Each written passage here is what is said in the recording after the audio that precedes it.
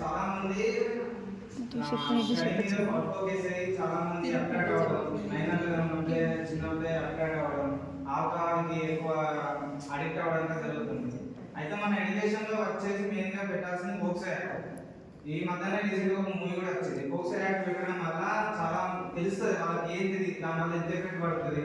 అంటే మైనర్లో ఉన్నప్పుడు మనం ఏం చేయకూడదు, ఒక అబ్బాయి అమ్మాయి ఎందుకు కలవకూడదు, చూడకూడదు, ఆ చైల్డ్ మ్యారేజ్ ఎందుకు చేసుకోకూడదు అనేది తెలుస్తుంది.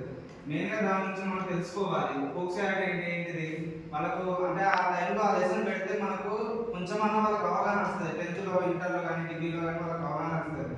ఇంకపోతే ఆల్కహాల్, చాలా మంది గాంజాస్, సిగరెట్లకు, మరొకతే ఆల్కహాల్ డ్రింక్స్ చాలా అడిక్ట్ అవుతున్నారు.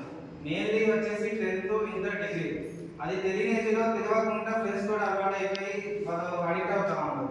అది ముందుగా మేము ఏం చేయాలంటే మనం లెసన్స్ లో, అంటే ముందుగానే ఒక పార్ట్ ఆఫ్ లెసన్ లో పెట్టేస్తే మనకు చాలా యూజ్ అవుతుంది అన్నట్టు. దానివల్ల ఎఫెక్ట్ అవ్వకుండా, దానివల్ల ఏం కాషన్ అవుతుంది, ఏం ఇబ్బంది అవుతుంది, తర్వాత యూత్ ఎట్లాంటి మెంటాలిటీ యూజ్ అవుతుందండి అవగాహన ఉంటుంది. మన టీచర్స్ మన గైడెన్స్ ఇస్తారు, మనకు అది ఎందుకు చేయకూడదు, ఎందుకు అడిక్ట్ అవ్వకూడదు అని మనకు అర్థమవుతుంది.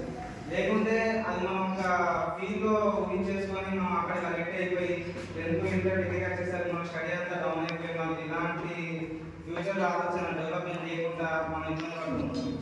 ఇంకోటి మెయిన్ వచ్చేసి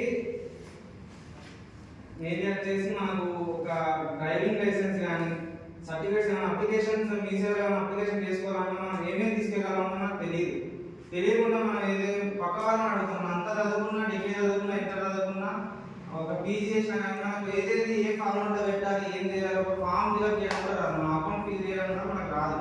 మనం పక్క వాళ్ళని అడుగుతూ ఉంటాం, వాళ్ళ వైపు తిరుగుతాం, వీళ్ళ చుట్టూ తిరుగుతాం, వాళ్ళ 2,000 ఇవ్వాల్సి ఉంటుంది, వీళ్ళ 4,000 ఇవ్వాల్సి ఉంటుంది, అక్కడ 5,000 ఇవ్వాల్సి ఉంటుంది. ఒక సీటు మనం వెళ్ళి డైరెక్ట్ గా ఫామ్ ఫిల్అప్ చేసి మనం డైరెక్ట్ ఒక సారి కన్సల్ట్ అయ్యి మనం చెప్పలేకపోతాం. ఆ సారి ఈసారి రికమెండ్ చేస్తే ఆయన ఒక 20,000 కట్టారా, 15,000 కట్టారా అని అంటారు. అలాంటి స్టేజ్ లో మనం ఏంటంటే మనకు తెలియదు అనుకుంటాం, కానీ మనకు అన్నీ తెలుసు. ఫస్ట్ మనం డైరీ చేస్తేనే మనకు తెలుస్తుంది మన మోటివ్ ఏంటిది, మనం ఏం చెప్పాలనుకుంటామా, మనకి ఎలా సీట్ రావాలనేది మనకు తెలుస్తూ ఉంటుంది. మనం వాళ్ళ చుట్టూ వీళ్ళ చుట్టూ తిరగని అవసరం ఉండదు.